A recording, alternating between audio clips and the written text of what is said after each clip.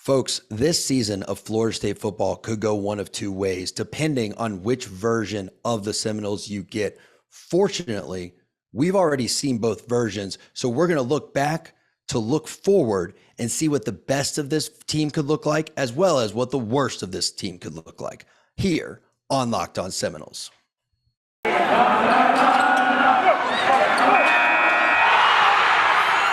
You are Locked On Seminoles, your daily podcast on the Florida State Seminoles, part of the Locked On Podcast Network. Your team every day.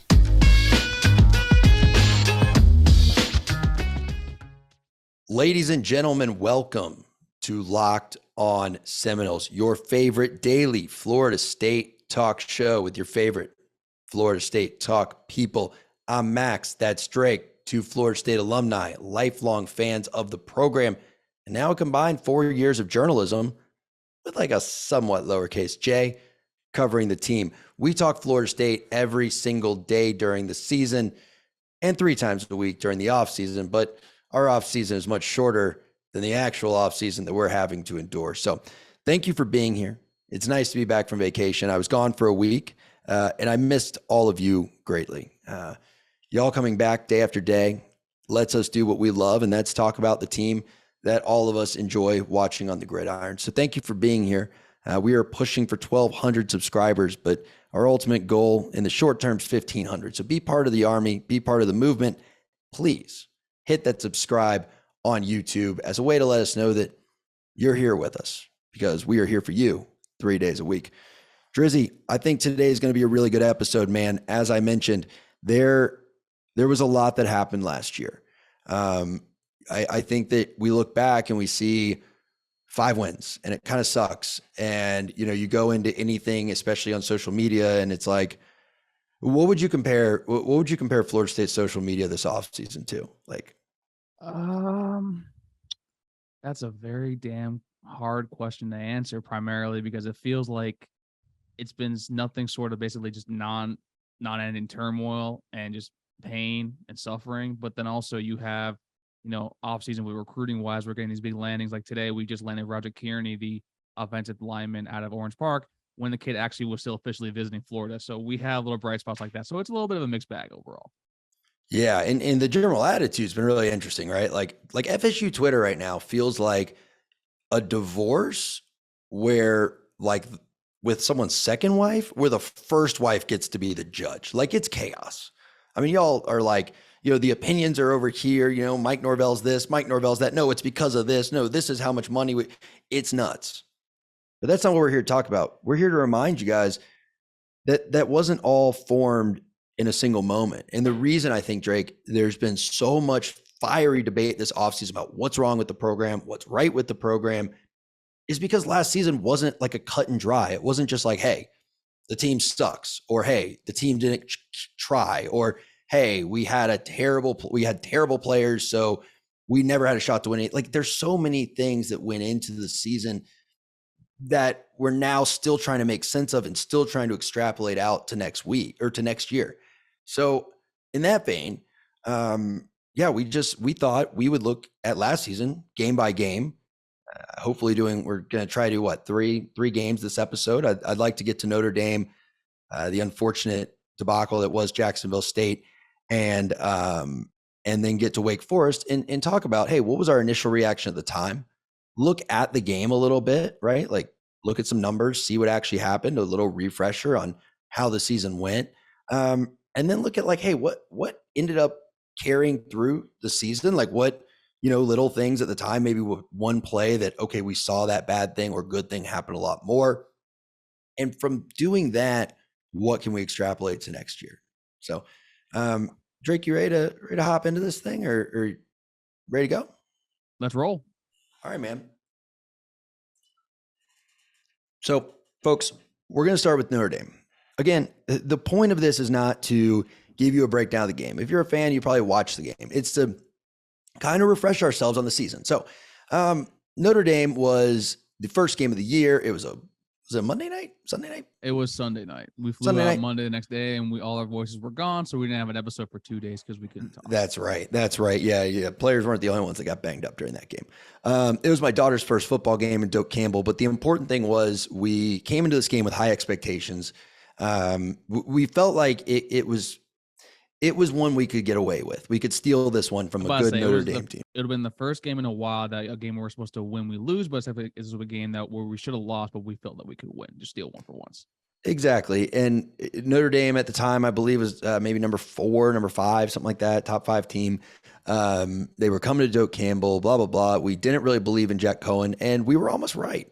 The end result was a 41-38 overtime loss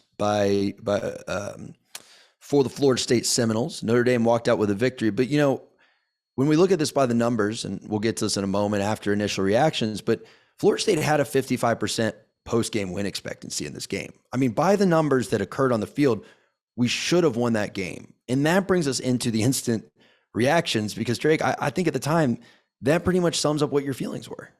Yeah, I was pissed. And Dave's not here, but I think it was me and him were just we were quiet just with the fact that we probably should have won that game. We saw like there were certain aspects of the game where we'll touch on a little bit more as the episode goes on that we just felt that Norvell kind of outcoached himself overall just by basically making some weird decisions. I know you and Cam were a little more like we saw it was a lot of fight we haven't seen in a very long time, but I think it was more like immediately reaction-wise, I was furious to be probably put it the best way possible because that game was very easily attainable to win. Yeah, to put it bluntly, you and I were at opposite ends of the spectrum after this game because I think you were looking at it more of what you wanted, and what you wanted was a win against a top 5 team to open the season, and that was a valid. I don't mean to diminish like, oh, you were just being Pollyanna. No, you that was a valid desire. I mean, we had the team to win. Use that word too. Remember that. Yeah. The stats show we could have won. I think I looked at it more of that game felt like the start of the Norvell era because the season before had been the COVID year. And I looked at it more comparatively to, okay, how did Willie's era start? And I think that when we look at key plays from that game and you look at the touchdown to Baby Gronk, their tight end, we got him on 4th and 2, right? Because it was like 3rd and 1 or 3rd and 2. We get a sack and it's like, or maybe we stuffed him at the line, whatever. They don't move the ball much. So it's 4th and short. And they get that touchdown where no one touches. I literally just know his Baby Gronk. Michael Mayer. It was a 3rd and 2. I think it was inside the 40 and literally. No, it was a 4th down because we stuffed him on 3rd. Oh, you're right. It was a 4th down. You're right. So it was because it was Akeem Dent came up, leveled the running back. That's right. Just nails him at the line. I'm like, dude, that's some Florida State defense. That's some Hamza Nasruddin stuff. Let's go. And then they give up the touchdown streaking outside. And all I could picture, it was like a visualized thing in a movie. When he was running to the end zone, his jersey turned white and maroon. His helmet turned maroon and orange. And all I could picture was that Virginia Tech game. And it was like, here we go again. Yeah. You look tough for 5 minutes. Cause remember, Virginia Tech, same thing. We got them, I think, to 3rd down. They converted a short one. I'd have to look it up. And then we got them to like another 3rd down. And then we just blown coverage. It was over the middle to a receiver, not a tight end, but blown coverage. The safeties were looking at each other like, what the heck? And then the game, we all know what happened, 28-3. So seeing us blow a play against Notre Dame to make it 7-0 and then come right back and keep fighting against a team who, again, beat us by 25 the year before was like, I think to me, I just felt like this team, regardless of record, will be different this year. I can agree with that. And the one thing that we were it took us a little bit too, if I basically kind of be like, okay, we can finally win this game, because if I remember correctly, the first 2 offensive drives, we had a total of negative 20 yards. And I think it was just 3 straight 3-and-outs overall.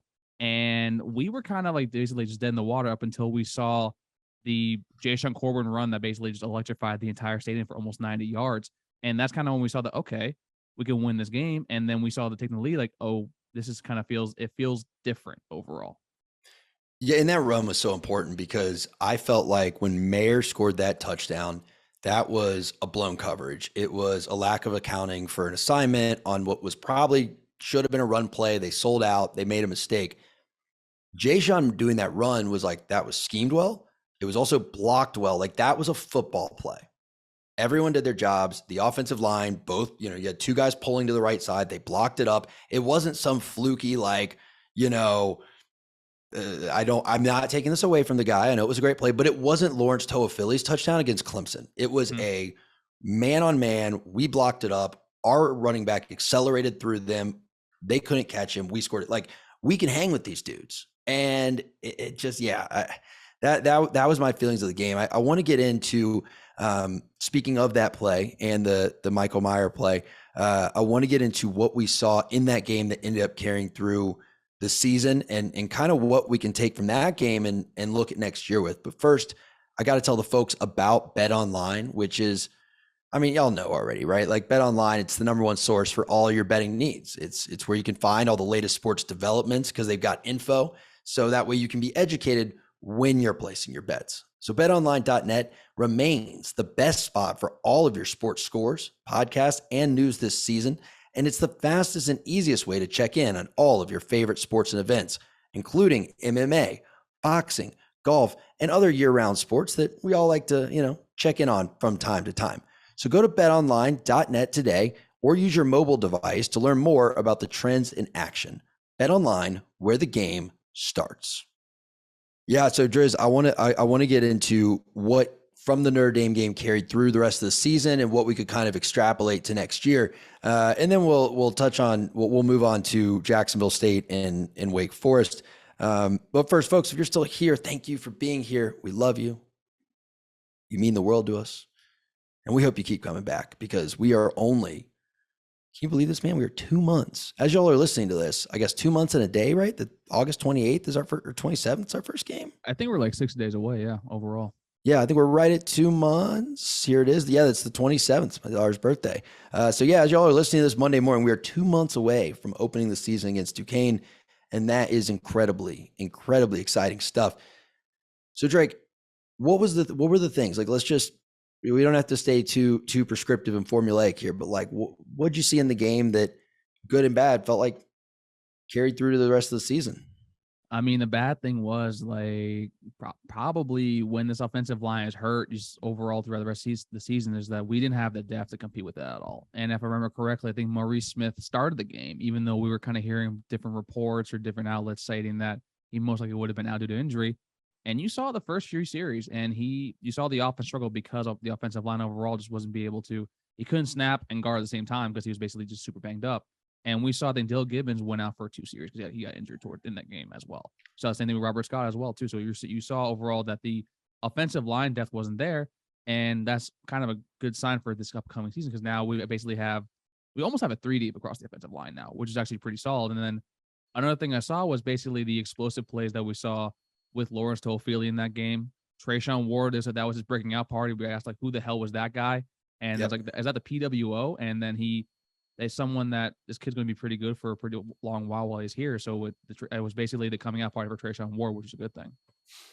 Yeah, I think that all makes sense. And for me, I think what we saw in this game that carried through to the season is, we saw the identity of this team. We went into this game thinking we, again, could beat this team. We could be better this year. We won't win 3 games, but I don't know if we knew how we were going to do it. We just knew that we should be better. And in this game, when I look at the advanced numbers, right, and I look at our rushing predicted points added, we had almost a full point added of 0.989 predicted points added in the first, in the first quarter for rushing. And our total for the game was 0.29. To put that in perspective, Notre Dame's predicted points added rushing, their best quarter was 0.341, so lower than our lowest quarter, and their total was negative 0.12. So we really saw the identity of this team. This is going to be a rushing team, because we also saw on passing downs, our success rate was 29 or 36%. So yeah, we saw that this would be a running team, and that carried through for the rest of the year. When this team could establish the run, could have a couple home run shots, they did pretty well. When they were having to get into a lot of passing downs, a lot of 3rd and longs, they didn't do so well. And obviously that's common sense, but we saw it earlier in the year. And the worst part is, Drake, you look at the average start, and we started an average of 73.6 yards away from our own end, or from, the opponent's end zone. Yeah. So you can have that lack of success on 3rd and longs, but then you better A, avoid 3rd and longs, and B, start a little better at field position. We started with bad field position and gotten a lot of 3rd and longs, and that's what killed us all year last year. And we gave the opposing team probably a lot shorter of a distance to travel to actually score points, which we saw heavily and probably in the last game that we're going to be reviewing today, which is the Wake Forest game overall. And with the passing stat, if you look at the numbers overall, I did not know that Jack Cohn passed for double what both McKenzie and Jordan Travis passed for the entire game, which that was something that we were both saying that Jack Cohn's not going to be that great. And then the man threw for 370 yards and 4 TDs. So that was something that we were both heavily wrong about. Yeah, but yes, and right. 2 of those were the screen pass to Kyron Williams, where he ran for like 70 yards, and that touchdown to Michael Mayer. Like those 2 passes alone were 2 touchdowns for like 130 yards or 125 yards. It was like 90 yards. No, I'm saying the one was 70, and then the Michael Mayer one was like 40 or something. It was 55. I double checked that. Yeah. The screen pass was 55? Yeah, because it set up a touchdown run. What was the Mayer? Oh, it did. 41, never mind then. 41. Okay, so like well, never mind then. Yeah, well, good for him.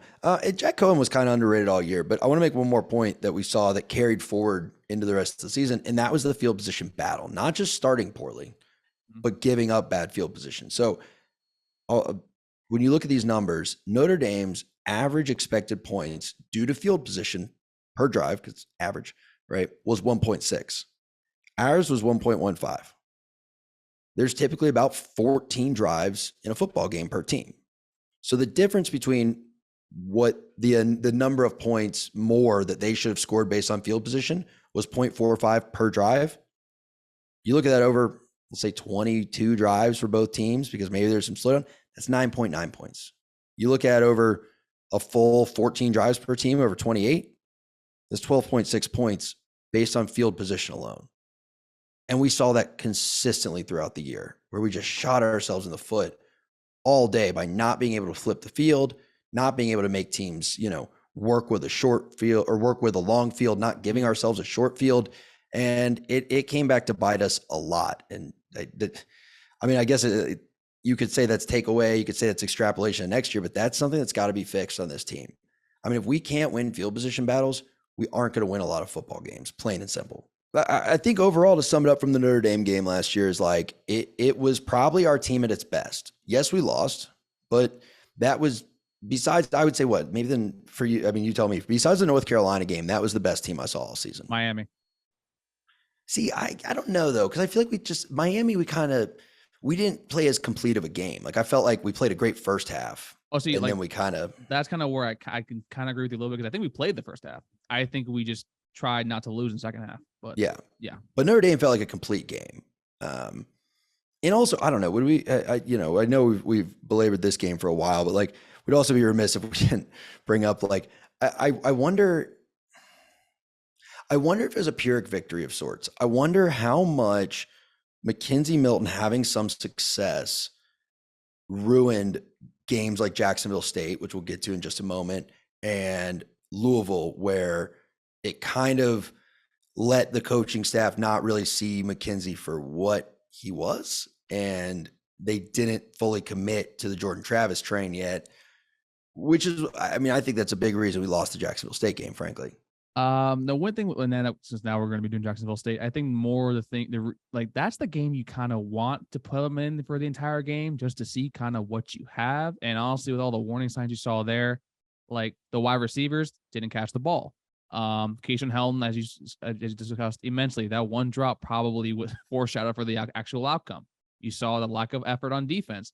You saw a defensive coordinator playing defense to hold them to a field goal, not protecting for a Hail Mary. And then you saw basically an entire offensive staff trying to play with their food when they know damn well they don't have a team that's good enough to play with anyone's food right now.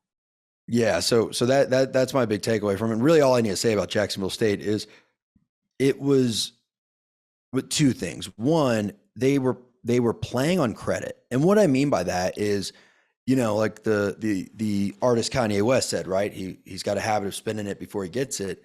That's what they were doing. They were like expecting a blowout. So they started out when it was 0-0 playing like they'd already blown the team out. When it's like, no, guys, get to 45-0 and like kick the field goals, man. Yep. And then the second takeaway, because I'm not even going to talk about what happened during the game. I mean, we had an 88% win probability and all that. We should have won, but we blew it. But it did give me some confidence in the coaching staff when I saw the UMass game later in the season and realized they'd learned from their mistake. Like, that was my biggest issue with the Taggart era, is it felt like watching the Virginia game in 2018, when they tried to do that wild cam thing at the goal line. That was 2019. 2019, I'm sorry. When they tried to do that wild cam thing at the goal line without telling anyone what was happening, and it was a pass and it blew the Virginia game. That was literally the same shit that happened against Virginia Tech an entire year and a half before that, when they got down to the 3-yard line and weren't able to score. So like, it was good to see, okay, you guys made as big of a mistake as any coaching staff that the school has ever made. But when I saw them do it the right way against UMass, it was like, at least you freaking learned from it. Like, maybe there's some hope for the staff going forward. Maybe. I'll give you the benefit of the doubt for that, because that's kind of like a bare minimum thing for me, to putting up almost like 60 or whatever we did against UMass, because that was the worst team in the country by far. But yeah, with Jacksonville State, I mean, that was the day that like Adam Fuller kind of solidified to me that he was just not the coordinator for the spot. That was the day also that I didn't understand the play calling, and that's where I was worried that the play calling decision making from the Notre Dame game would rear its ugly head again there, and it did, except it was for a different reason. And that's kind of where I lost faith in the staff for majority of the preseason. Now it's trying to be a little more positive heading into this year. We see what Alex Atkins is doing overall with the offensive line. Norvell also too, finally putting all of his eggs in the Jordan Travis basket, for better or for worse. So yeah, and then also I lost my win total bet, so that's also why this game kind of sticks out to me too. So yeah, and it stopped us from going bowling. I mean, there's a lot to take away from it. But what I extrapolate to next season is hopefully they learn their lesson and go out there and like get up 28-0 on Duquesne and then practice stuff. But real quick, I want to get to the Wake Forest game. And looking at the Wake Forest game, I think, there's the short version and the long version of the Wake Forest game, right? It's like, one, yes, we lost to Wake Forest 35-14. Yes, Wake Forest had an 84% win expectancy, post-game win expectancy. Yes, our numbers were just awful everywhere that you look.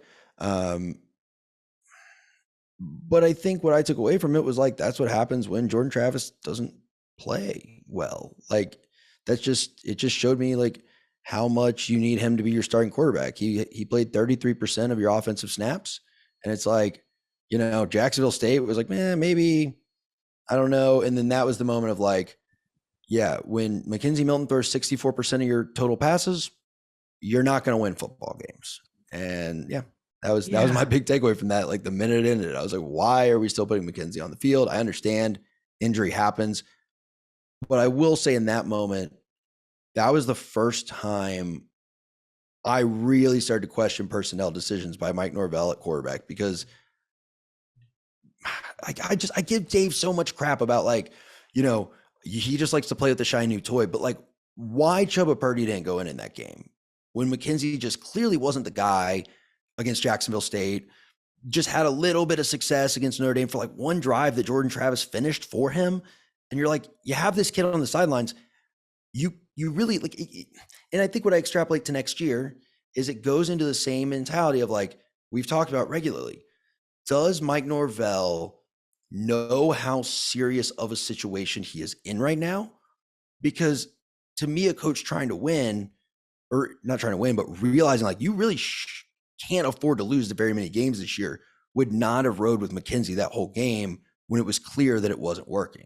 So I think it was more that how we talked about before, the play calling, the designs that actually were in the Jacksonville State game that were just, you wouldn't use that. I think that's kind of why they gave Mackenzie Milton the start actually with Wake Forest. I was at the camp also that Mackenzie Milton's game against Wake Forest is going to be the first, it going to be the last time, kind of last chance he would get to be a starter here at FSU, which we found out that wouldn't be the case until Louisville next week. And also Jordan Travis was hurt. Chubba Purdy, I think, was still coming back from the not the collarbone issue, but I didn't know he did get injured again actually during that spring as well. So it's like you kind of have to roll with someone that when Mackenzie Milton was doing the no huddle, the hurry up offense, he actually was successful. The only issue we had with this game, because I remember this game, I thought we had lost it in the first quarter, and it was do you remember the first play of that game by Wake Forest? No, I really don't. So Sam Hartman throws a pick at the midfield. Sidney Williams picks up the ball. Two plays later, Jason Corbin gets about 8 yards, tries to reach out for 2 more, and then immediately fumbles the ball. And this is something that basically just encapsulated the entire season with me, or at least the first half when we went on a 4-game losing streak, where it just felt that the team was pressing extremely hard. They had come off the heels of basically, a roller coaster ride, the high of Notre Dame and then the absolute lowest of lows when it came to Jacksonville State. And I think for this game, the Louisville game, it just felt that the entire staff had no idea what the hell they wanted to do, whether it be personnel, whether it be play calling too. And we didn't see them kind of like rectify that until the win after Syracuse. Because even the Syracuse game, you watched them with the majority of that, it just felt like they were just trying to hold on for dear life. And that's what it felt like with this game, because 35-14, it felt like a lot worse because that was a 5-turnover game. So yeah, no, I think that's right. And I think that you look at the run pass breakdown with this in this game, and it's like, yeah, you're right. They were very like balanced, but not in a good way. It was like they had established this identity as like, okay, we're probably a running team, especially when our quarterback gets hot and can run. And then I think you're right. They were sort of in panic mode. And they're like, I don't know what we do here. Maybe kind of throw it. You talk about McKenzie being good and in no huddle. And I think that was true to an extent, but it's almost like it happens a lot in football, right? Something's working, then the coaching staff kind of gets away from it, and then people go, well, why didn't you do more of it? And it's like, well, it's also the ball. They also know how long it can work for. So I think McKenzie was good at that. Like, go ahead. I mean, that was also because, remember, he didn't have to throw the ball that far in those plays. We're being completely honest here. And that, like, if everything was down the middle or short little outs, he was money with that. And then I don't know why we get back to that play. And also, remember, Kenzie Millen was dealing with the foot issue for the entire season that, wasn't discussed often that much. I don't know why he's keep, rolling with him while he's still, like, I guess, the adrenaline is feeling through that. But if you keep playing slowly and playing with him, it's like that's going to wear and tear on you, especially him. Yeah, and I think for me, what was frustrating about the McKenzie Milton experiment, even moving into the Louisville game, is it just showed a lack of evaluation of talent ability from a staff that really has been heralded as great evaluators of talent. Because I understand your point, and I don't think it's fully invalid of like, oh, it was maybe his last chance. But like as a coach, we're not coaches, but as a coach, your job was to know in practice if he should even get that last chance. And I don't know what they could have seen from him in practice to justify it, because the issues with McKenzie, it was his foot, but his arm strength just wasn't there. He could not stretch the field. And the minute you found out, like the minute a team found that out, it was over. And I think that there was almost this narrative. No, I don't think. Let me rephrase this. I know for a fact there was this narrative, especially among us, the fans, that I think pervaded into the coaching staff of, well, McKenzie's your passer, Jordan's your runner. So if you need, like you said, the game plan, what it calls for, if you need the passer, put McKenzie Milton out there. Except McKenzie Milton couldn't throw any ball that had to go more than 12 yards in the air successfully. So he wasn't your passer. Tate Rodemaker was probably the better passer last year if you really were like, we have to sit in the pocket and throw it. To the other team. Well, that too. Yeah. I'm not saying he was literally the better passer. I'm just saying it wasn't this like duplicitous, multi-headed, oh, we've got one good passer, one good runner. It was like, we've got one decent quarterback and another guy that's like less than decent, but the less than decent guy relies on throwing more. Like it wasn't what they thought it was. And Wake Forest really made me question, like, does this staff actually watch practice, or is Mike Norvell still remembering who McKenzie Milton was 4 years ago when he blew him out at Memphis? Not blew him out, I guess it was a close game, but they scored what was it, like 62-50? That huge, crazy high scoring game. It was a lot. I think with McKenzie though, like Mike was able to execute his playbook a lot more, like open up a lot more pages, a lot more plays with McKenzie. Were they effective? As you can see from the games we're discussing right now, they were not, especially with the Wake Forest game in Louisville. But also, I think overall, that's basically been the thing that we've kind of discussed overall. And I know you're going to hate what I'm about to say too, is that Mike Norvell has had little to no faith in Jordan, and that's also been something that's been with Jordan as a QB since his time at Louisville, since his time with Willie Taggart, since his time also with Kenneth Brawls as the offensive coordinator. So you got to have the kind of like, I get that you want to run what you want to run, and if you get basically been thrown to the fire, you want to do it on your own terms.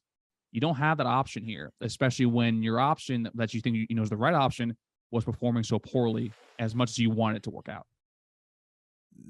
That reaction by me was me trying not to interrupt you and let you finish, because I think that is an incredibly salient point that I hadn't thought of.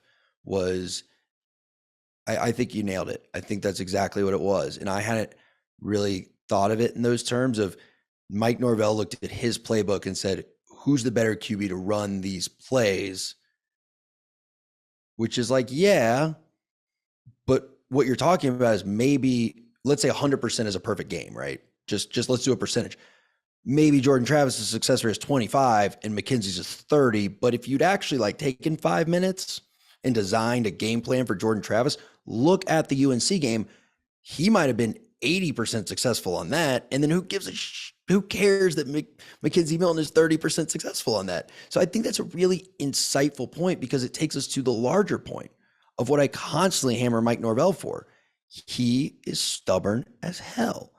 At all these internal promotions is kind of has been the main marker of that I've pointed to. But I think what you just said kind of hits the nail on the head. It's like he would rather run his offense to the detriment of the win-loss column than say, well, hang on, what talent do we have on the roster and how can we best use them, right? It's the taking the best player at a position of need approach at the draft versus taking the best player on the board, I think is what we saw. And I think that's going to be something we're going to have to watch this season. Like, is Mike Norvell going to try to just be Mike Norvell, or is he going to come out here and run an offense designed around the pieces he has and say, look, the goal is to win 8 or 9 games, not to run whatever offense I cooked up 5 years ago that I've decided I have a dogmatic devotion to.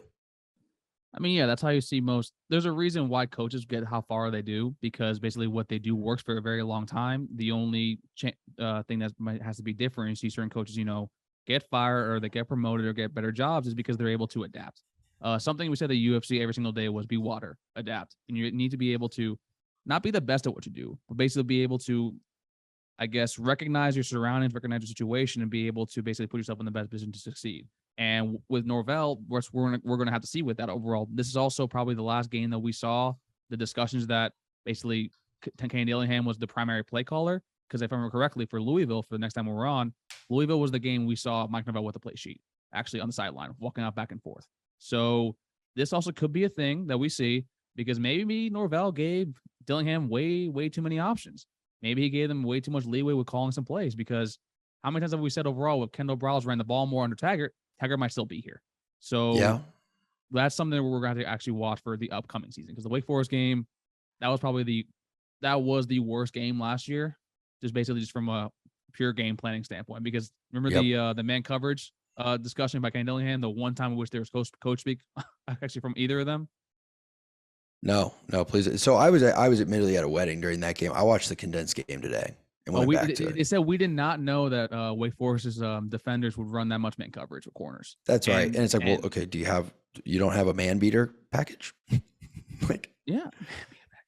No, it's true though. But that's like, and then we'll let the folks go on about their day, because we love them for being here, but we know they got stuff to do. That was another big issue of last year, right? Getting away from the coaches. You just couldn't win one-on-ones.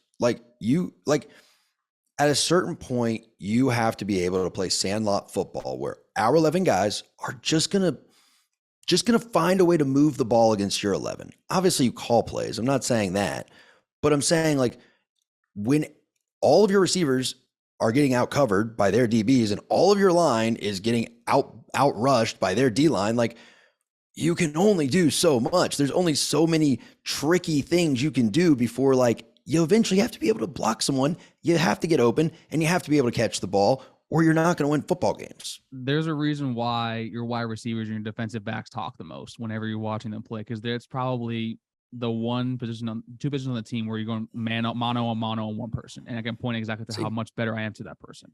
And that's why they kind of have, I know people say it's a diva mentality. Me personally, I want you talking mad smack to the person across from you. I want you to basically say that I'm your daddy at the end of the day. And that's a position that you want that the most from. And we didn't have that sort of man beater last year. On the other side, I think Malik McLean registered like a 75% like success rate in man coverage. The other 3 top receivers had a 23, a 29, and a 33. And that's something you don't want to see moving forward. And that's something we won't see moving forward this year because of the options that we got after the transfer portal. And remember, folks, we're looking back, right? Like Drake just said, looking forward, I do think that that's not going to be as much of a problem this year, but that was a problem last year. So let us know in the comments below. You know, do you like living looking back at the past? Does it just make you sad? We hope that we brought you some good insights, some good takes, and a few things that you can take forward and feel a little smarter about Florida State football today. Again, we'll be here 3 times this week at least. Maybe we'll even stop by for a 4th. I don't know, but whether or not, make sure you're subscribed, hit the bell. That way your notifications are on, and then you will know the minute we drop episodes. I'm Max. That was Drake, and this was Locked On Seminoles. Take care, everybody. And at least we're not Florida. They are getting dragged from Green Bay.